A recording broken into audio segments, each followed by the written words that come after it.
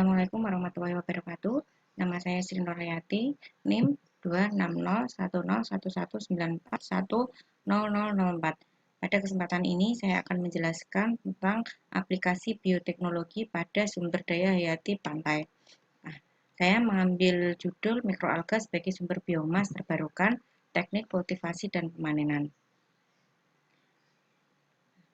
Literasi yang saya gunakan adalah jurnal mikroalga sebagai sumber biomasa terbarukan, teknik kultivasi dan pemanenan, Desi Arianti dan Nur Abior Handayani. Kemudian comparison of microalga cultivation in bioreactor, open raceway pond and a two-stage hybrid system oleh Rakos et al. Selanjutnya, cultivation system of microalga for the production of biofuel, Yordanka et al. Mikroalga sumber energi terbarukan masa depan, Sarman Octavianus Gautam.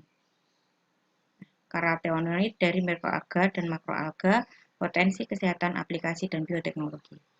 Kultivasi mikroalga untuk bioteknologi biomasa sebagai energi terbarukan. Nah, kenapa saya memilih mikroalga? Karena yang pertama sebagai sumber bahan bakar minyak. Kita lihat pada tabel ini, mikroalga menghasilkan bahan bakar minyak yang paling tinggi, yaitu sebesar 136.900 liter per hektar. Nah, ini beberapa mikroalga yang mempunyai kandungan lipid, bisa dilihat di sini.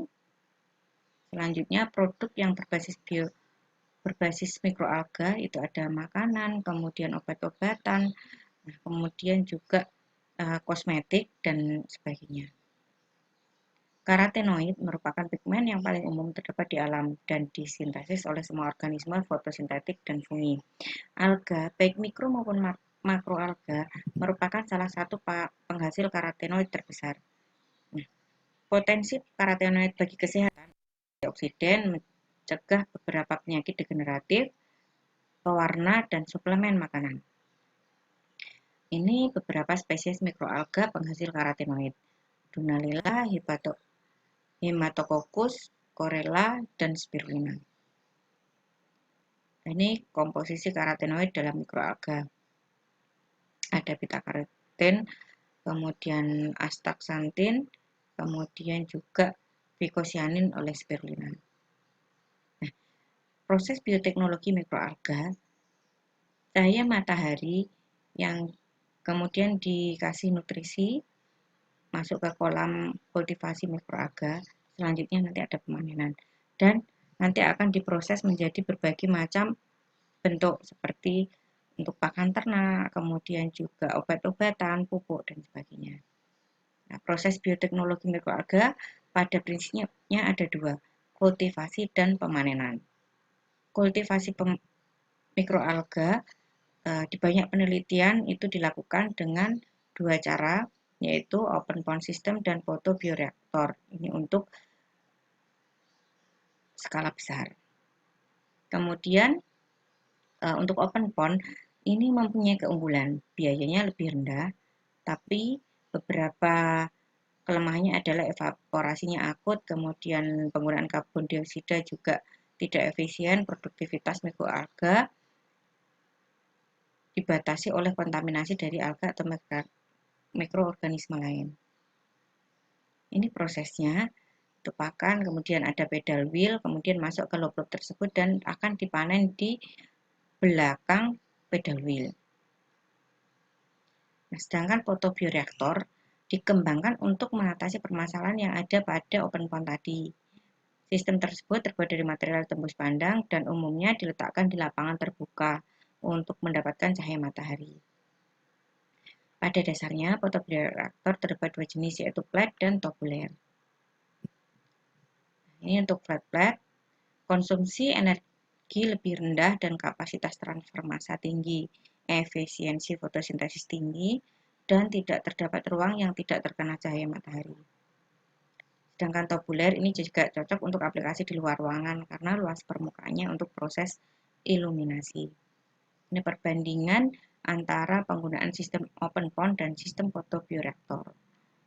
Ruang yang dibutuhkan pada open pond itu lebih tinggi, photobioreaktor lebih rendah, kemudian kehilangan airnya open pond itu sangat tinggi, fotobioreaktor rendah, kehilangan CO2-nya tinggi, kemudian fotobioreaktor rendah, konsentrasi O2-nya di open pond itu rendah, kemudian fotobioreaktor tinggi, temperaturnya bervariasi, fotobioreaktor membutuhkan pendingin, pembersihan, di open pond tidak perlu, fotobioreaktor perlu, kontaminasinya tinggi di open pond, kemudian di fotobioreaktor tidak ada kontaminasi, kualitas biomasnya bervariasi, fotobioreaktor tergantung produksi. Evaporasi pada open pond juga tinggi, fotobioreaktor tidak ada evaporasi, biaya pemanenan di open pond juga tinggi, fotobioreaktor lebih rendah, kebutuhan energinya open pond juga lebih tinggi dan daripada fotobioreaktor. Nah, ini keuntungan dan kelemahannya juga ada di sini antara kolam terbuka dan kolam tertutup dan fotobioreaktor tadi, populer. Kolam terbuka biayanya lebih mudah untuk dibersihkan, dapat menggunakan lahan non pertanian, masukkan energi rendah, kemudian mudah dalam pemeliharaan. Dan kelemahannya adalah produktivitas biomasanya yang rendah, membutuhkan lahan yang luas, mudah terkontaminasi, pemanfaatan cahaya dan CO2 terbatas. Tubular fotobioreaktor memiliki luas area permukaan pencahayaan yang besar, cocok untuk kultur di luar ruangan, biaya relatif lebih murah, memiliki produktivitas biomasa yang baik. Sedangkan kelemahannya membutuhkan lahan yang luas, terjadi perubahan pH, oksigen terlarut dan CO2 sepanjang pipa. Flatbed fotobioreaktor.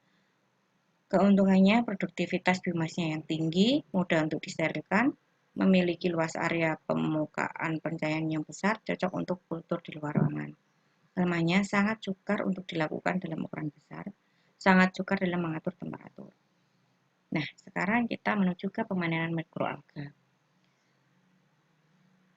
Ada 3 yang akan kita bahas pada kesempatan ini, flokulasi, sentrifugasi, dan filtrasi. Sentrifugasi merupakan proses pemisahan yang menggunakan gaya sentrifugal sebagai driving force untuk memisahkan padatan dan cairan. Proses pemisahan ini didasarkan pada ukuran partikel dan perbedaan densitas dari komponen yang akan dipisahkan. Kelebihannya cepat, kelemahannya investasi alat dan biaya operasionalnya tinggi. Kemudian di flokulasi, proses di mana partikel zat terlarut dalam larutan membentuk agregat yang disebut dengan flok. Proses ini membutuhkan bahan kimia yang disebut dengan flokulan. Nah, ada 2 tipe flokulan, yaitu flokulan anorganik dan flokulan polimer organik. Nah, ini jenis-jenis flokulan yang bisa digunakan. Kemudian selanjutnya filtrasi, metode pemisahan ini melibatkan media yang permeabel untuk melewatkan cairan sekaligus menahan padatan sehingga kedua komponen ini terpisah. Proses filtrasi ini memerlukan pressure drop untuk mendorong cairan melewati media filter. Pressure drop yang umum digunakan adalah gravitasi, vakum, tekanan, dan sentrifugal. Ini proses sistematik sistem filtrasi aliran transgensia. Demikian yang bisa saya sampaikan, semoga bermanfaat. Terima kasih.